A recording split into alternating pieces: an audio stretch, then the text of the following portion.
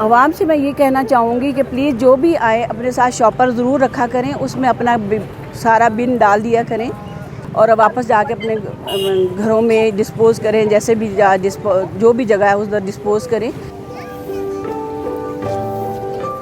हर चीज़ को हम गवर्नमेंट पे नहीं डाल सकते, चाहे वो हमारी पसंद की गवर्नमेंट है या नहीं है। मुल्क हमारा है, हमने खुद हाथ पैर चलाने हैं, हमने खुद इसको साफ़ सुथरा आगे लेके हमने खुद चलना है। गवर्नमेंट जो कर सकती है वो करती है,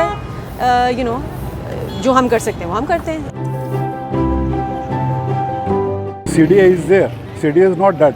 तो उनको चाहिए था कि वो आके फ़ौरन कर लेते, तो जब हम आए तो नहीं था, तो देन वी सेड कि no we have to do it.